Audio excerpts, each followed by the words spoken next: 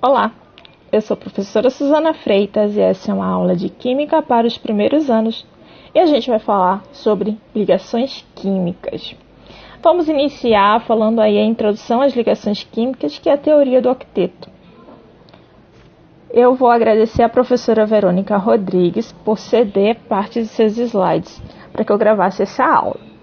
Então vamos começar com essa pergunta aí: por que os átomos realizam ligações químicas entre si? Gente, na natureza, todos os átomos eles são encontrados ligados a outros átomos. É assim que nós chamamos os compostos químicos.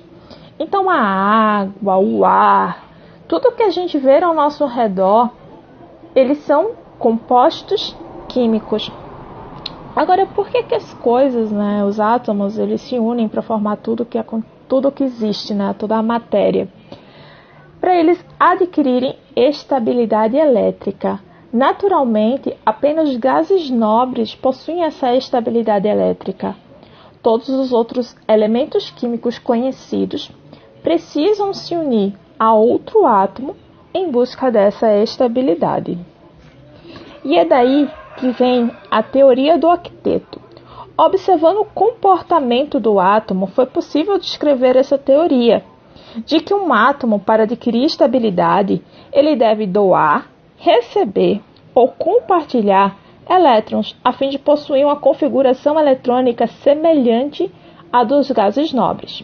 Isto é, 2 elétrons na camada de valência, se o átomo possuir apenas um nível de energia, e 8 elétrons se o átomo possuir 2 ou mais níveis de energia.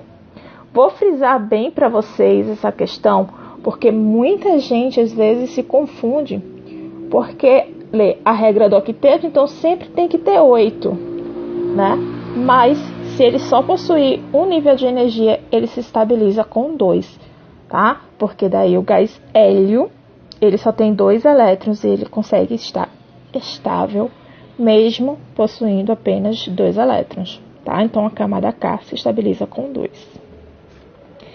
E daí as ligações são possíveis ser feitas da forma iônica, metálica ou covalente. E daí elas são diferentes entre si de acordo com quem doa e quem recebe, e as que são de compartilhamento. Então vamos ver alguns exemplos de como funciona a regra do octeto na questão real. Vamos ver o exemplo do sódio. O elemento sódio ele tem número atômico 11. Se a gente for ver a sua configuração eletrônica, vamos perceber que ele tem apenas um elétron na sua última camada. Então, quando eu digo que ele tem a sua camada de valência termina em S1, de acordo com a regra do octeto, o que vai acontecer? Ele vai perder um elétron para se estabilizar, certo?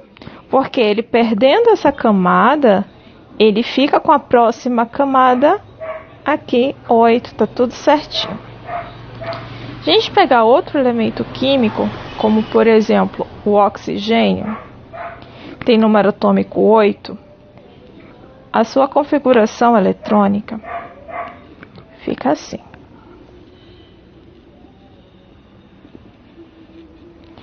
Na última camada, que é a sua camada de valência, o que a gente pode perceber? Que ele tem 6 elétrons.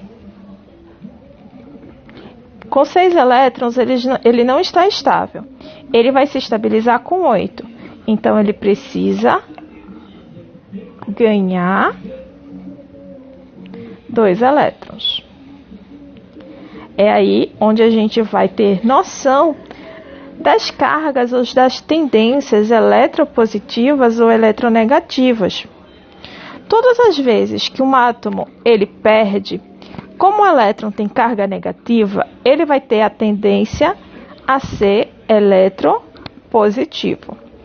Quando um átomo ganha, ele tem a tendência de ganhar energia negativa, então ele tem tendência de ser eletronegativo. Nesse caso, o que a gente está falando aqui é da valência.